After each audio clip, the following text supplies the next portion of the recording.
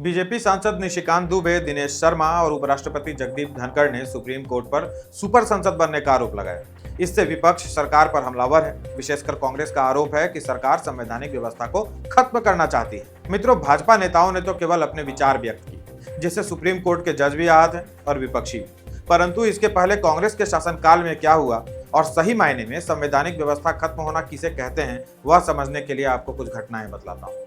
न्यायपालिका का सबसे बुरा दौर शुरू होता है 1970 के दशक।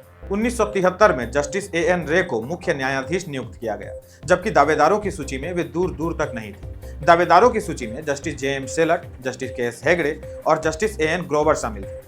लेकिन उन्होंने केशवानंद भारती मामले में सरकार के विरुद्ध फैसला सुनाया था, जिससे आहत कांग्रेस की सरकार ने इन सब को चीफ जस्टिस के पद तक नहीं पहुंचने दिया।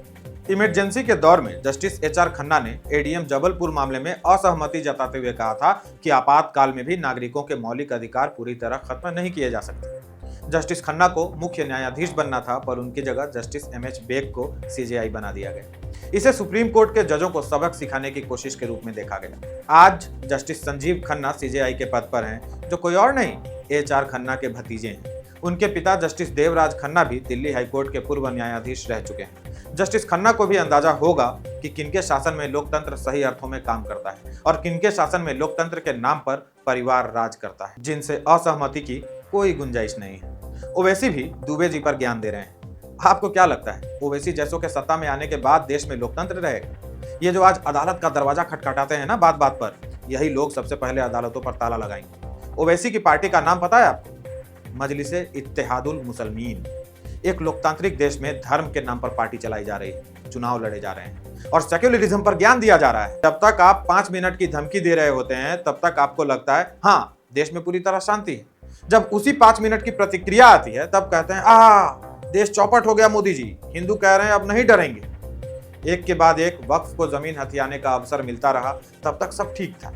अब देश की सरकार कह रही है कि कायदे से चलना होगा, जैसे सब चलते हैं, तो छटपटाने लगे। न्यायाधीशों पर भी नाराजगी इसी बात पर। जो बात देश के एक आम नागरिक को पता है, वो इतने प्रभावशाली पद पर बैठे व्यक्ति को पता नहीं चल रहा है। बात अवमानना की नहीं है, इसे अन्यथा न लिया जाए, लेकिन प्रश्न तो बनेगा, यदि पूरे संवैधानिक प्रक्रिया का पालन करते हुए देश की संसद ने एक कानून बनाया, तो इसमें सुनवाई की क्या आवश्यकता पड़ गई? हाँ, यदि कहीं त्रुटि हुई होती तो बात अलग थी। इसी तरह हर जरूरी कानून यदि सुप्रीम कोर्ट के द्वारा ही पास किया जाएगा, तो सदन का क्या मतलब रह गया?